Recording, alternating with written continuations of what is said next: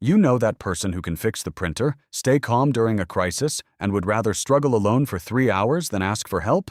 They say, "I'm fine." And somehow, "I'm fine" can mean anything from "the problem is handled" to "I have not processed an emotion since 1994. There is a good chance you are looking at Generation X. If you were born between 1965 and 1980, this does not mean you are cold, cynical, or allergic to vulnerability, and it definitely does not mean your personality can be explained by cassette tapes and drinking water from a garden hose. Today, we are breaking down the psychology of Generation X, the people often described as independent, skeptical, adaptable, and strangely comfortable being left alone. Many Gen X children walked home from school, opened the door with a key, made a snack, and waited for their parents to return from work. Not everyone lived this way. Generation labels are maps, not diagnoses. But changing families, more working parents, and less supervised childhoods shaped many Gen X experiences. Psychologists might connect this to self-efficacy.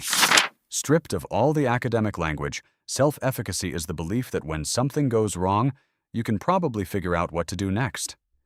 The television loses its signal? Adjust the antenna. You miss the bus?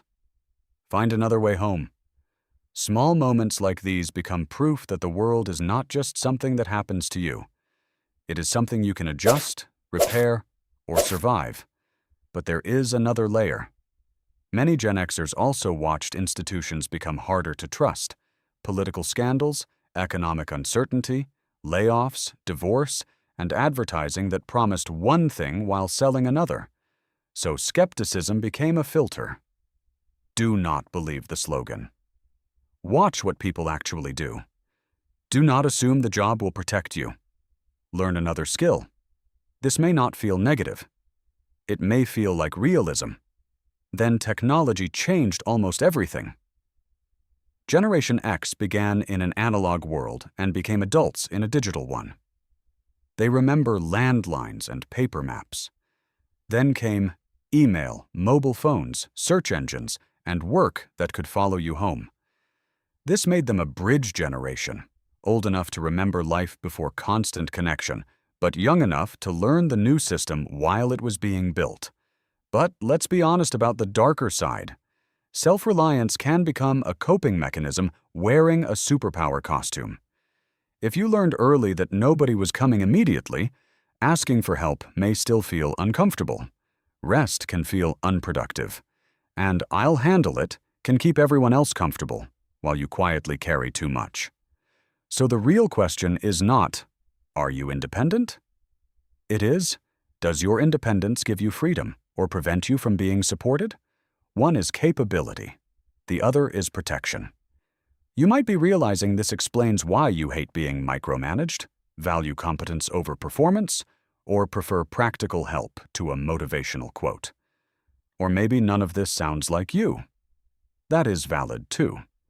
A generation can shape the weather around a childhood. It does not write every individual story. So, if you are Generation X, you are not emotionally outdated, you are not simply cynical, and you are not invisible between two louder generations. You may be part of a generation trained to adapt without announcing it, solve problems without applause, and keep moving when the instructions disappeared. Just remember, being capable of carrying everything does not mean you were meant to carry everything alone. So tell me, which part feels most familiar to you? Drop your experience in the comments and subscribe for more simple psychology behind everyday patterns.